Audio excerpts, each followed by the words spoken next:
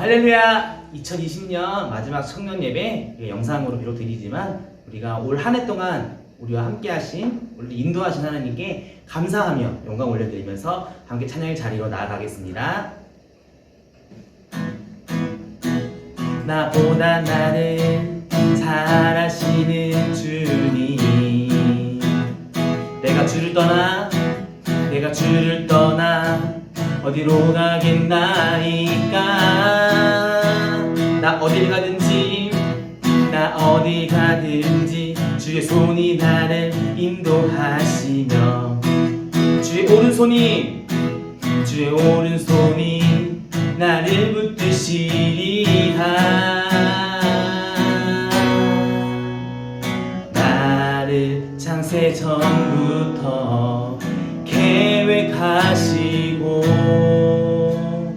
지금까지 인도하시네.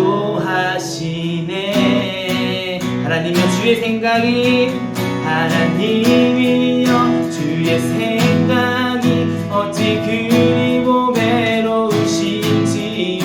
나의 생각보다 나의 뜻보다 더 크고 놀라우신 주님, 하나님이여 나를 살피사 나의 마음을 다시오니 나를 영원한 길로 인도하소서. 한 번 더 고백합시다. 나보다 나를 잘 아시는 주님, 내가 주를 떠나 어디로 가겠나이까. 나 어딜 가든지 주의 손이 나를 인도하시며 주의 오른손이 나를 붙드시리라. 나를 창세 전부터 계획하시고 지금까지 인도하시네. 하나님이여 주의 생각이 어찌 그리고 외로우신지요. 나의 생각보다 나의 뜻보다 더 크고 놀라우신 하나님이여 나를 살피사 나의 마음을 다시오니 나를 영원한 길로 인도하소서. 하나님이여 주의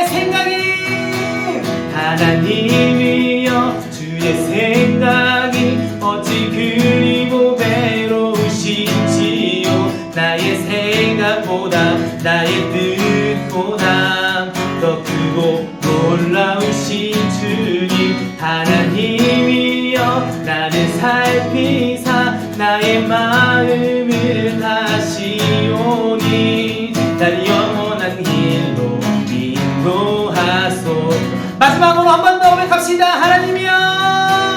하나님이여 주의 생각이 어찌 그리고 외로우신지요.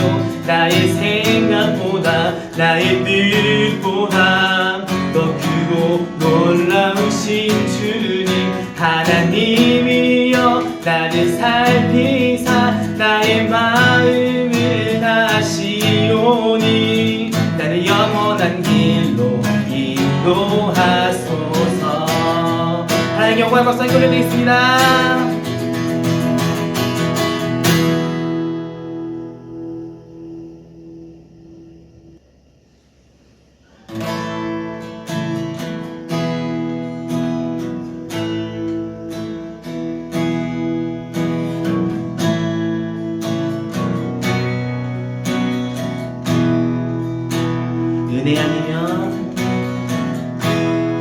은혜 아니면 살아갈 수가 없네.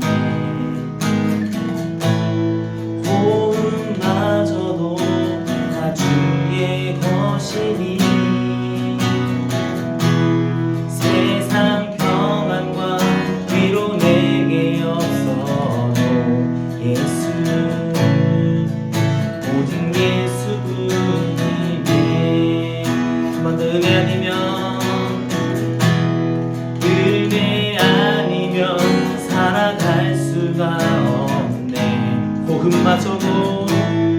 호흡마저도 다 주의 것이니 세상 평안과 위로 내게 없어도 예수 오직 예수뿐이네 오직 예수뿐이네 그 신예배 다 볼 수도 없고 작은 고난에 지쳐도 주께 묶인 나의 모든 삶 버티고 견디게 하시네 은혜 아니면 살아갈 수가 없네 나의 모든 것 다 주께 맡기니 참된 평안과 위로 내게 주신 주 예수 오직 예수뿐인 한 번 더 고백합시다 은혜 아니면 살아갈 수가 없네 은혜 아니면 살아갈 수가 없네 우리 호흡마저도 다 주의 것이니 세상 평안과 위로 내게 없어도 예수 오직 예수뿐이네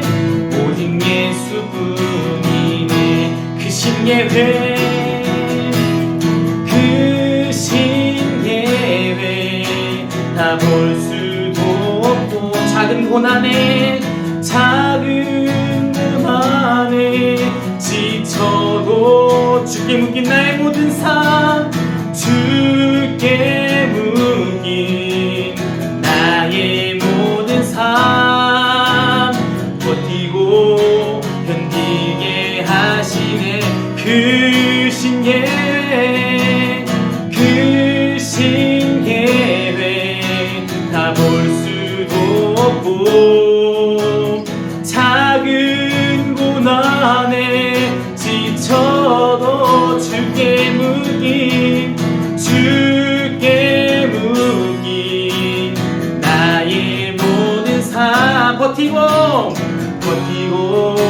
견디게 하시네 은혜 아니면 살아갈 수가 없네 은혜 아니면 살아갈 수가 없네 나의 모든 것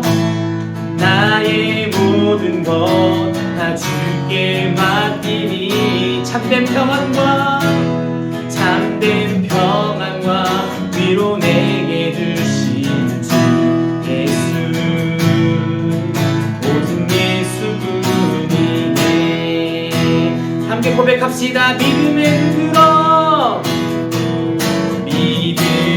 눈 들어 주를 보리 이 또한 지나가리라 주어진 내 삶에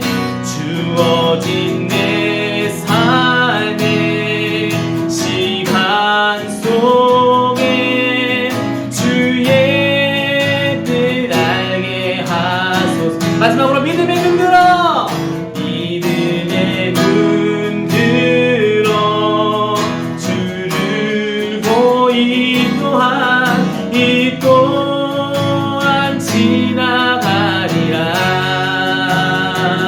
주어진 내 삶의 시간 속에 주의 뜻 알게 하소서 주어진 내 삶의 시간 속에 주의 뜻 알게 하소서 주의 뜻 알게 하소서 주의 뜻 알게 하소서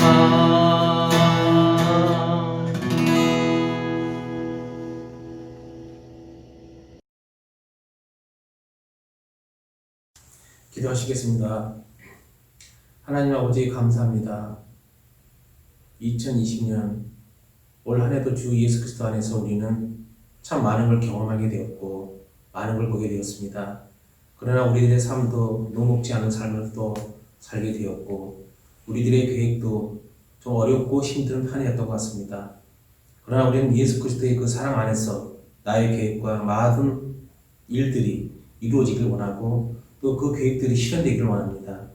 하나님 아버지, 이 모든 일 가운데 우리들의 수장교회 청년들이 다 같이 하나님 앞에 온전히 나아갈 수 있는 청년들이 될 수 있도록 도와주옵소서. 또한 하나님 아버지 2021년을 준비하고 있습니다. 그 가운데 우리들의 인생의 계획이 아버지 앞에 온전히 이루어질 수 있도록 도와주옵소서.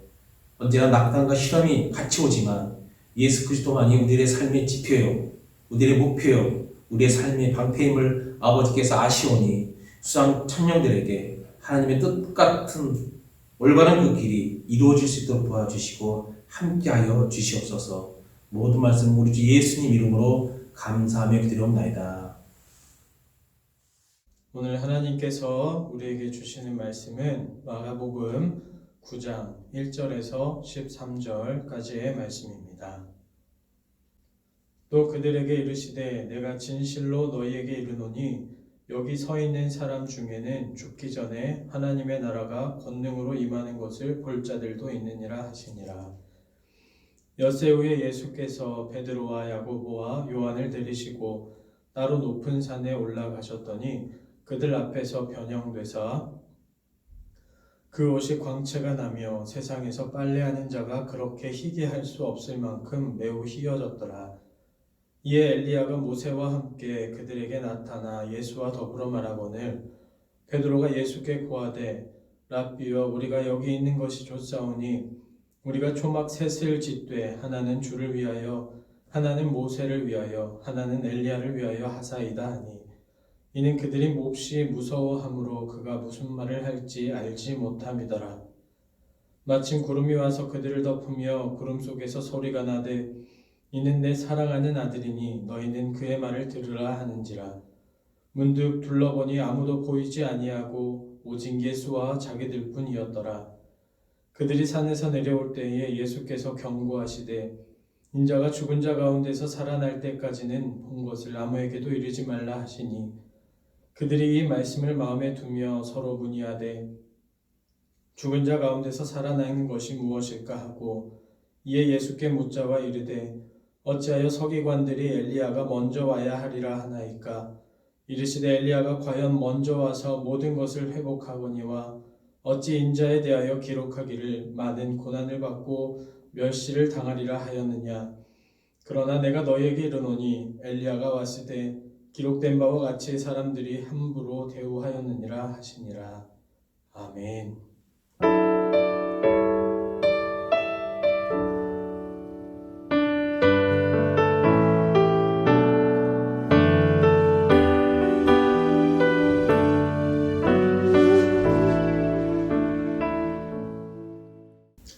할렐루야. 오늘 2020년 청년부 마지막 예배의 자리에 나오신 여러분 예수님의 이름으로 환영합니다.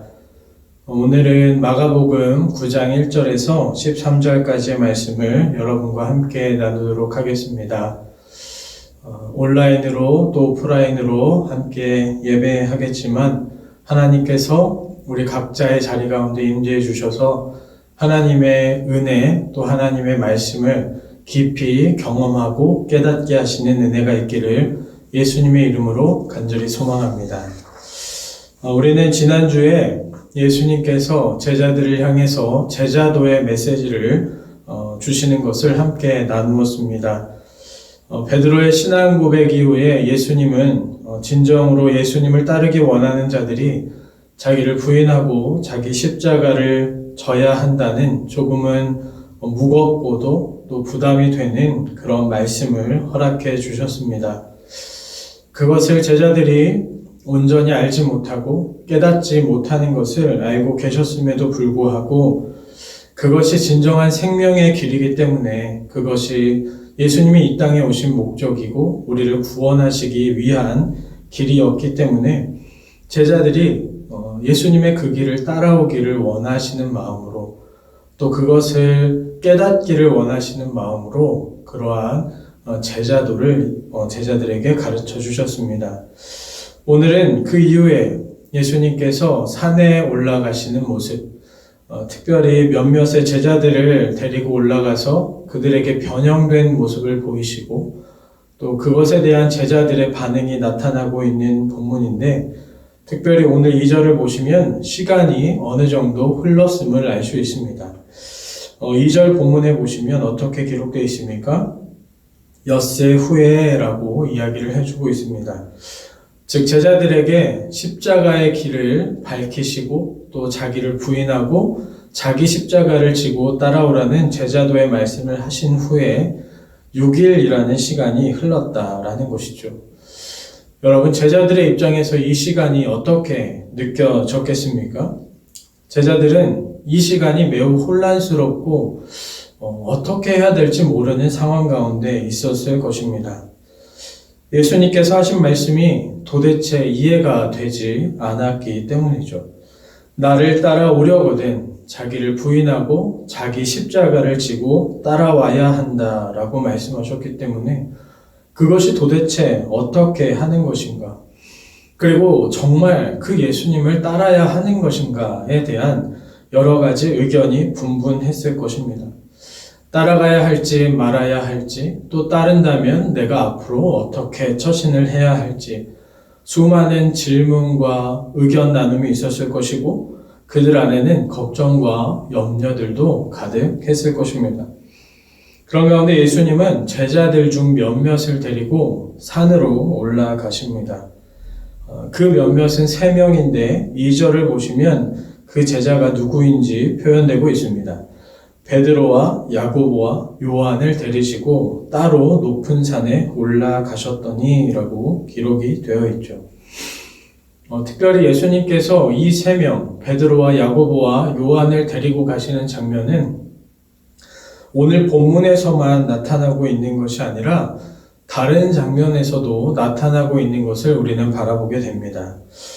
이전에 회당장의 딸을 살리시는 장면에서도 이미 그 딸이 죽었다라고 얘기했을 때 예수님께서는 그 딸을 찾아가서 그 딸을 다시 살리시는 장면이 나옵니다.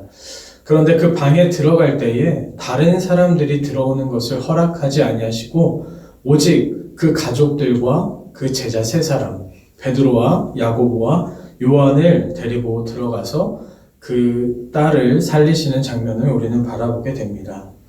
또한 이후에 예수님께서 체포당하시기 전에 겟세마네 동산에서 기도하시는 장면이 있는데 그 기도하는 장면에서도 이 3명의 제자를 따로 데리고 산으로 오르시는 장면이 나타나고 있습니다. 그렇다면 왜 이 3명만 유독 예수님은 데리고 다니셨던 것일까요? 먼저는 이 3명에게 주어진 하나님의 소명이 매우 중한 것이었기 때문입니다. 그것이 매우 어렵고 무겁고 또한 중요한 사명이었기 때문에 또한 그 3명의 제자는 그것을 감당해야 되는 사람들이었기 때문에 예수님께서는 아주 특별한 현장에 또한 하나님의 특별한 은혜가 있는 곳에 그 제자들을 데리고 가셨던 것이죠. 베드로는 초대교회 수장으로서의 소명이 있었습니다. 또한 사도 요한에게는 죽기 전에 하나님의 나라가 권능으로 오게 되는 것을 볼 자로서 요한계시록을 기록할 소명이 있었습니다. 또한 야고보는 사도들 중에 최초로 순교하는 순교자로서의 소명이 있었습니다. 즉 그들이 감당해야 하는 무겁고도 무거운 십자가, 그것이 그들에게 있기 위해서 특별한 은혜가 주어졌던 것입니다. 하지만 동시에 또 한 가지 생각해 볼 것은 이 3명의 제자에게 특별한 소명이 주어지는 것과 동시에 사실 이 3명의 제자의 성정이 변화되어야 할 사람들이기도 했다라는 것입니다.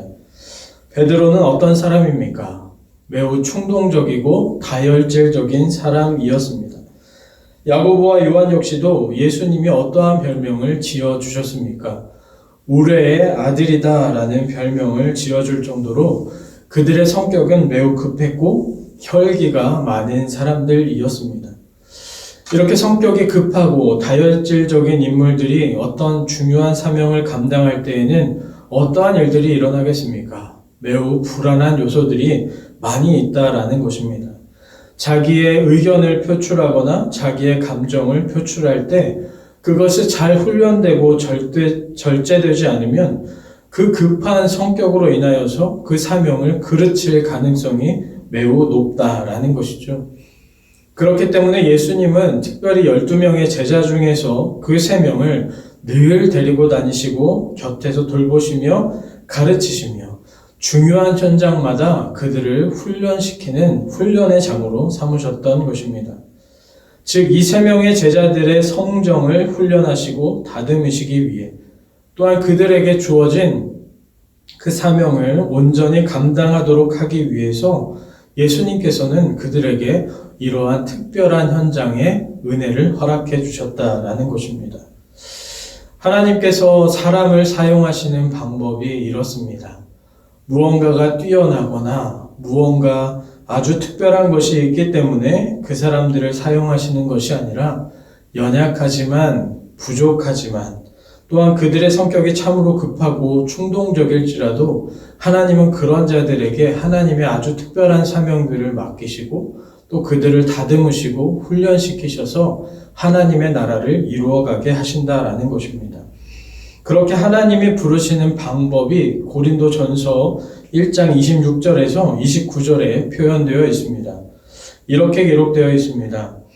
형제들아 너희를 부르심을 보라. 육체를 따라 지혜로운 자가 많지 아니하며 능한 자가 많지 아니하며 문벌 좋은 자가 많지 아니하도다. 그러나 하나님께서 세상에 미련한 것들을 택하사 지혜 있는 자들을 부끄럽게 하려 하시고 세상에 약한 것들을 택하사 강한 것들을 부끄럽게 하려 하시며 하나님께서 세상에 천한 것들과 멸시받는 것들과 없는 것들을 택하사 있는 것들을 폐하려 하시나니 이는 아무 육체도 하나님 앞에서 자랑하지 못하게 하려 하심이라. 아멘. 하나님이 부르셔서 사용하시는 사람, 이 사람들은 세상의 기준과 세상의 방법과는 많은 차이가 있음을 우리가 바라보게 되는 본문입니다. 사랑하는 청년 여러분, 세상 속에서 우리가 실패하고 또 세상 속에서 세상의 기준으로 인정받지 못한다고 하여도 하나님은 똑같은 기준으로 우리를 바라보시는 분이 아니라는 것입니다. 하나님의 기준으로 보았을 때에는 우리는 충분히 하나님의 나라를 이루어갈 수 있는 사람이고 하나님의 크나큰 비전을 이룰 수 있는 그런 존재라는 것입니다. 아무리 약해 보이고 아무리 낙오된 것 같고 아무리 부족한 사람들이라 할지라도 하나님께서는 하나님의 계획 안에 그런 자들을 두셔서 도리어 세상이 부끄럽게 만들고 도리어 세상이 하나님을 더욱더 찬양하게 만드시는 분이라는 것입니다.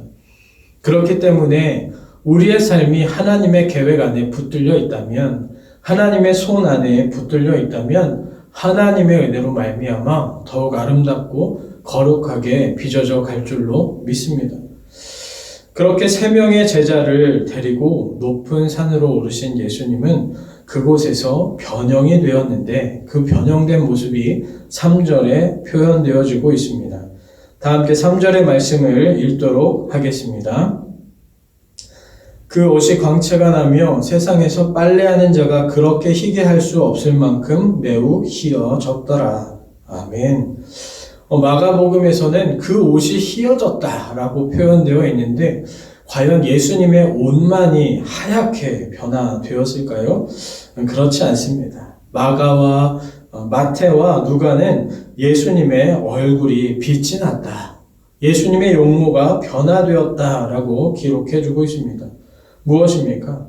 예수님의 옷이 변화되었다기보다 예수님의 변화된 광채로 인하여서 빛이 나고 있는 상황을 설명해 주고 있는 것입니다. 여러분, 그렇다면 지금 예수님께서 변형된 이 빛나는 모습은 어떤 모습이겠습니까? 이것은 훗날 예수님께서 부활의 영광으로 나타나실 그 모습을 보여주시고 계신 것입니다.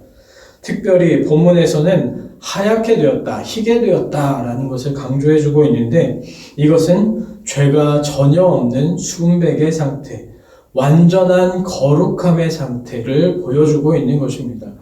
즉 하나님의 신성, 하나님의 온전하신 모습이 그대로 드러나고 있는 모습이라고 볼 수 있는 것입니다.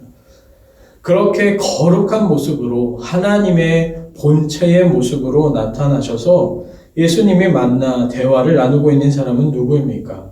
바로 모세와 엘리야입니다. 여러분, 왜 하필이면 모세와 엘리야가 그곳에 나타나서 예수님과 대화를 나누고 있겠습니까? 이 두 인물은 유대인들에게는 너무너무나도 중요한 상징적인 인물이었습니다. 엘리야는 죽음을 보지 않고 승천한 인물로서 유대인이 메시아가 오기 전에 이 엘리야가 올 것이다 라고, 이 엘리야가 다시 오는 것이 메시아가 올 징조라고 굳게 믿었던 그런 예언의 대표가 되는 그런 선지자였습니다.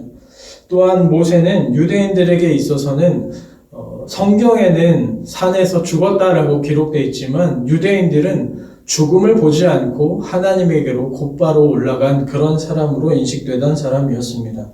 또한 율법을 하나님께로부터 직접 부여받은 율법의 대표자이기도 했습니다.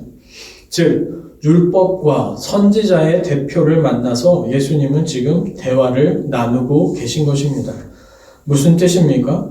예수님께서 구약의 율법을 부정하러 오신 분이 아니라 율법을 완성하러 오신 분이라는 것입니다.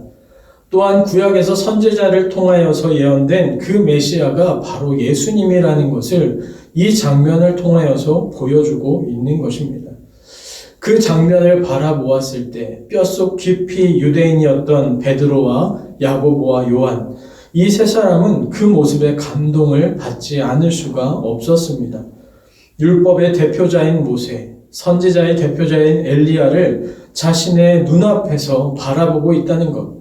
그것도 모자라서 자신이 모시는 스승이 영광스러운 모습으로 변화되고 그들과 대화를 나누고 있는 것입니다. 그것이 얼마나 감격스럽고 감동적인 모습이겠습니까?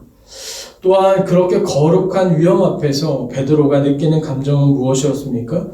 인간으로서, 그 연약한 인간으로서, 죄성을 가진 인간으로서 엄청난 두려움을 느끼는 시간이기도 했습니다. 하나님의 거룩함 앞에 죄악된 인간이 느끼는 압도감과 경외감이 있었던 것이죠. 이런 베드로의 감정은 하나님의 임재 앞에서 연약한 인간이 겪게 되는 동일한 감정입니다. 하나님의 영광과 하나님의 거룩함을 바라보면서 그분의 무한하신 은총 앞에 감격하고 또한 그것에 감동하며 나아가지만 동시에 우리 스스로의 죄악됨과 유한성을 깊이 직면하게 되면서 감히 하나님 앞에 설 수 없고 얼굴조차 들 수 없는, 그 앞에 엎드러질 수밖에 없는 두려움을 느끼는 것이 바로 우리의 모습이라는 것입니다. 이사야 선지자가 그 하나님의 현존을 체험하였을 때 어떻게 반응하고 있습니까? 성경엔 이렇게 기록해주고 있습니다. 그때 내가 말하되 화로다 나여 망하게 되었도다. 나는 입술이 부정한 사람이요 나는 입술이 부정한 백성 중에 거주하면서 만군의 여호와이신 왕을 배웠음이로다 하였더라. 이렇게 위대한 선지자도 하나님의 그 거룩함 앞에서 내가 망하게 되었다라고 이야기를 했다라는 것이죠. 그런데 그 거룩한 하나님이 우리를 위해서 십자가에 달려 돌아가셨다는 것, 그분이 우리를 너무나 사랑하시고 우리에게 은혜를 베푸신다는 사실은 은혜라는 말밖에는 우리가 표현할 수 없는 것입니다. 그러한 감격과 감동, 동시에 느껴지는 압도감과 경외감, 두려움까지 느꼈던 베드로는 그 복잡한 마음 가운데, 그 복잡한 감정 가운데 어떻게 반응하고 있습니까? 다 함께 5절의 말씀을 읽도록 하겠습니다. 베드로가 예수께 고하되 랍비여 우리가 여기 있는 것이 좋사오니 우리가 초막 셋을 짓되 하나는 주를 위하여 하나는 모세를 위하여 하나는 엘리야를 위하여 하사이다 하니. 예수님을 위해서, 모세를 위해서, 엘리야를 위해서 우리가 초막을 짓겠습니다. 이곳에 머물기를 원합니다. 라고 베드로가 이야기하고 있는 것입니다. 비록 두렵고 떨리지만 그 은혜의 현장, 그 감격과 감동의 현장, 그 부활의 영광이 있는 그곳을 베드로는 떠나고 싶지 않았던 것입니다. 여기에 머물고 싶습니다. 이곳에 있고 싶습니다. 라고 베드로는 이야기하고 있는 것이죠. 아마도 우리가 예수님이 다시 오실 때에 그 부활의 영광으로 우리 앞에 나타나실 때에 우리가 느끼게 되는 마음 또한 이렇지 않을까 생각해 봅니다. 아, 그 주님과 함께 있는 것이 이렇게 좋구나. 다시 오실 그 하나님의 나라에서 우리가 이곳에서 영원히 누릴 수 있구나 라는 마음을 우리가 갖게 되는 것이죠. 하지만 이 상황에서 예수님께서 하신 이야기를 기억한다면 베드로의 이 반응은 참으로 어리석은 반응이라는 것을 우리는 바라보게 됩니다. 예수님은 제자들에게 어떤 이야기를 하셨습니까? 이 땅에 오신 목적, 그리고 앞으로 이 땅에서 예수님께서 감당하셔야 할 일이 무엇인지를 알려주셨습니다. 절대로 이 산에서 초막을 짓고 머물러 있어서는 안 되는 상황이었습니다. 인류의 죄를 담당하기 위해서는 이 땅에 하나님의 계획, 그 구원을 이루기 위해서는 다시 산 아래로 내려가셔야만 했습니다. 하지만 지금 베드로는 지금 이 상황이 너무 좋으니, 지금 이곳이 너무나 감격스러우니 이곳에 머물러 있읍시다 라고 이야기하고 있는 것이죠. 이곳에 머물기만 한다면 괜찮습니다 라고 표현하고 있는 것입니다. 하지만 아무리 은혜가 있어도, 아무리 그 현장에 있어도 예수님께서 다시 세상 속으로 들어가시지 않으면 하나님의 구원의 계획, 하나님의 사랑과 은혜는 이 땅 가운데 결코 펼쳐질 수 없었던 것입니다. 우리의 신앙에서 우리가 많이 잘못하는 부분 중에 하나가 신앙이라는 이름으로, 믿음이라는 이름으로 현실을 회피하는 것입니다. 교회에 와서 예배하고 성경 공부하면 참 은혜가 많이 있습니다. 성도 간에 교제하고 서로 사랑하다 보면 그 안에 머무는 것이 너무나 좋습니다. 그런데 그러한 신앙의 생활이 너무나 좋은 나머지, 그렇게 은혜 받는 것이 너무나 좋은 나머지 우리의 현실의 삶의 문제들을 회피하는 것은 결코 좋은 신앙이 아니라는 것입니다. 이전에 제가 사역을 할 때 교회에서 교회 일이라면 무슨 일이든지 제쳐놓고 오시는 집사님이 계셨습니다.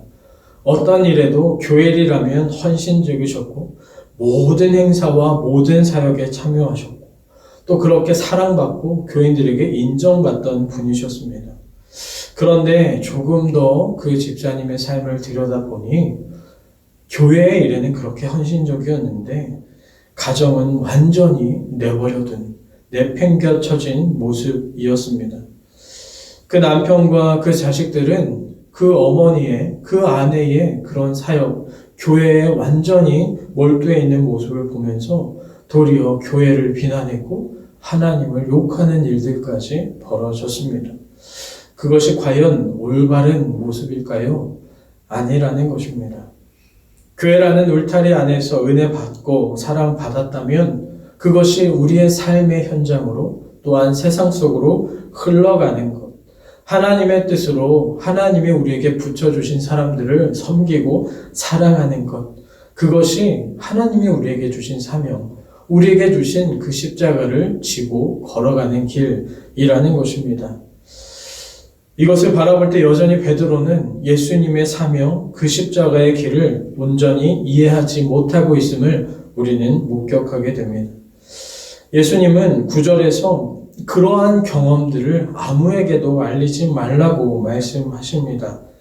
9절을 보시면 그들이 산에서 내려올 때에 예수께서 경고하시되 인자가 죽은 자 가운데서 살아날 때까지는 본 것을 아무에게도 이르지 말라 하시니 예수님께서 이후에 부활의 영광으로 나타나시기 전까지는 이 변화산에서 부활의 영광을 미리 보이셨던 것을 아무에게도 알리지 말라고 말씀해 주고 계십니다.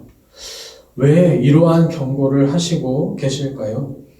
만약 베드로가 미리 보았던 예수님의 그 부활의 영광, 모세와 엘리야로 대표되는 구약의 율법과 예언이 성취되는 그 현장을 제자들에게 또 사람들에게 알렸다면 그들은 어떻게 반응하겠습니까? 아마도 베드로와 같이 그 영광에 그리고 그 감동과 감격의 사건에만 주목하게 될 것입니다. 그러다 보면 그 영광에 가려진 십자가의 길, 그 고난과 핍박의 길은 더욱더 가려질 수밖에 없음을, 사람들의 관심은 온통 영광에만 집중되어 있을 것을 예수님은 알고 계셨던 것입니다. 하지만 제자들은 이러한 예수님의 말씀에 대해서 더더욱 이해하지 못하는 모습을 보이고 있습니다. 10절을 보시면 그 부활의 의미가 무엇인지 전혀 깨닫지 못하며 서로 문의하고 무엇일까 하며 질문하는 모습들이 나타나고 있는 것이죠. 이렇게 엄청나게 놀라운 영적인 체험을 했음에도 불구하고 또 예수님이 직접적으로 예수님의 사명과 예수님의 구원의 계획을 알려주셨음에도 불구하고 제자들이 전혀 깨닫지 못하는 모습이 오늘 본문을 통해서 표현되고 있는 것입니다.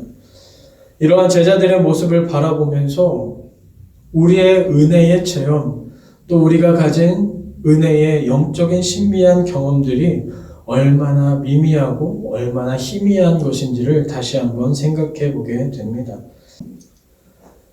예수님께 직접 배우고 예수님을 따라다니며 수많은 체험들을 경험하지만 심지어 오늘 본문에서와 같이 오직 이 세 사람에게만 이런 놀라운 신비가 허용되지만 그들이 예수님이 오신 목적, 그 고난과 핍박의 의미, 그리고 그 부활의 의미를 깨닫지 못하고 질문하는 것을 바라보면서 우리 인간이라는 존재가 얼마나 아둔하고 어리석고 한계가 많은 자들인지를 바라보게 됩니다. 사도 바울 역시도 예수님을 그렇게 직접적으로 다메섹 도상에서 경험하고 삼층천의 영광을 경험하며 나아갔지만 고린도전서 13장 12절을 보시면 이렇게 말하고 있습니다. 우리가 지금은 거울로 보는 것 같이 희미하나 그때에는 얼굴과 얼굴을 대하여 볼 것이요. 지금은 내가 부분적으로 아나 그때에는 주께서 나를 아신 것 같이 내가 온전히 알리라. 그렇게 많은 은혜를 체험했지만, 그렇게 누구보다도 깊은 영적인 체험을 했지만 그가 지금 고백하고 있는 것은 무엇입니까? 희미하다. 부분적으로만 알고 있다라고 이야기하고 있는 것입니다. 사랑하는 수산교회 청년부 여러분, 이러한 제자들의 모습을 보면서 또한 바울의 고백을 들으면서 우리가 예수님을 온전히 알아간다는 것이 얼마나 어려운 것인지를 바라보게 됩니다. 수련회 가서 엄청 은혜 받고 기도원 가서 엄청난 체험을 하게 된 사람들 중에 마치 자신이 모든 진리를 아는 것처럼 이야기하는 사람들이 있습니다. 또한 이곳저곳을 다니며 수많은 훈련을 받은 사람들이 그것을 다 수료한 이후에 마치 자신이 온전한 제자인 것처럼, 자신이 그 예수님의 뒤를 정확히 따라가는 사람인 것처럼 떠벌리고 다니는 사람들도 있습니다. 하지만 우리가 아무리 많은 영적인 체험을 한다고 해도, 또 우리가 아무리 많은 은혜를 받고 아무리 많은 훈련을 받는다 해도 이 땅에서는 희미할 수밖에 없는 것이고 부분적일 수밖에 없는 것입니다.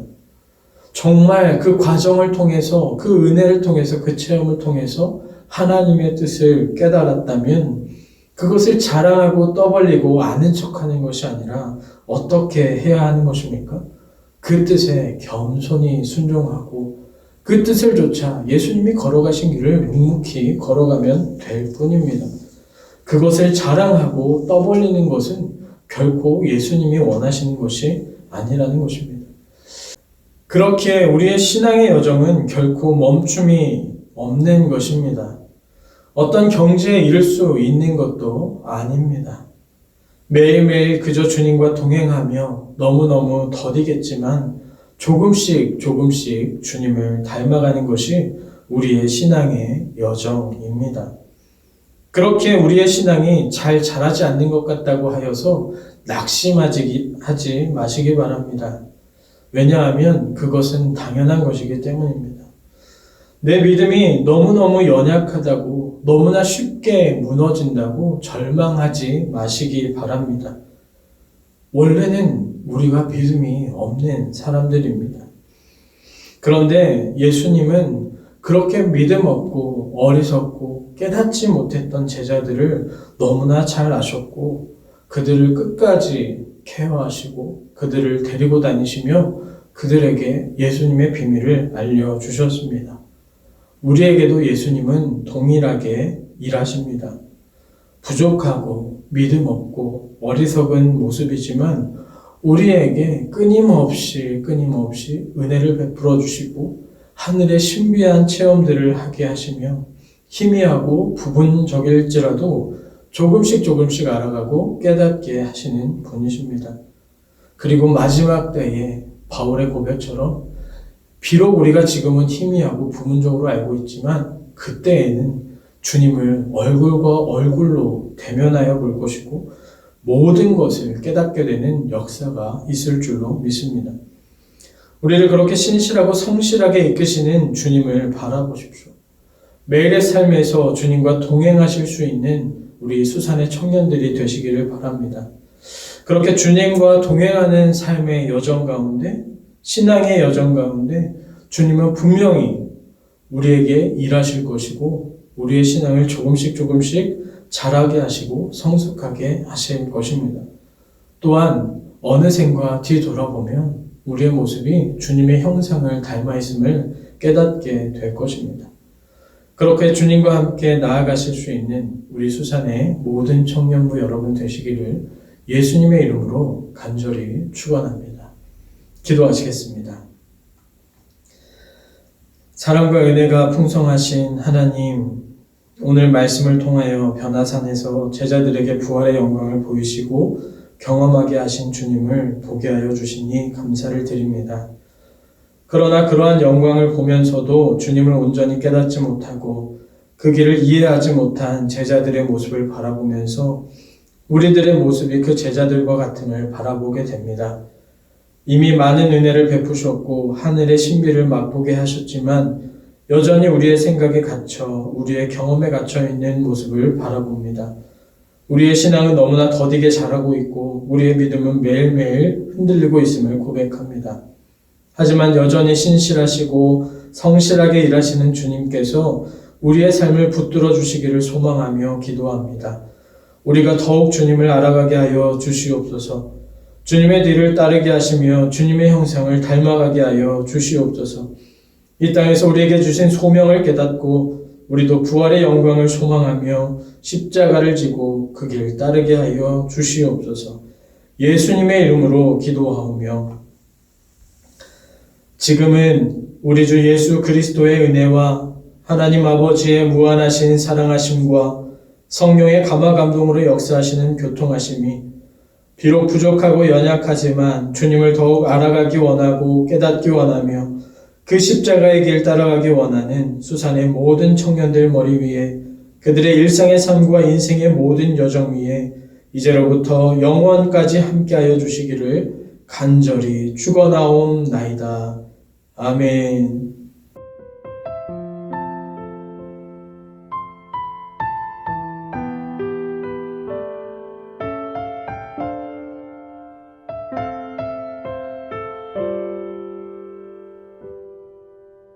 하나님이 날 참 사랑하시네. 하나님이 날 참 사랑하시네.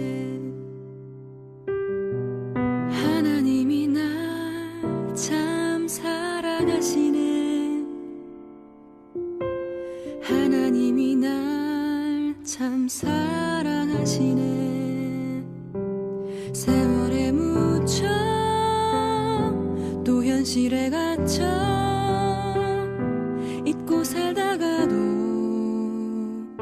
그냥 살다가도 어느 날 문득 생각해보면 하나님이 날 참 사랑하시네.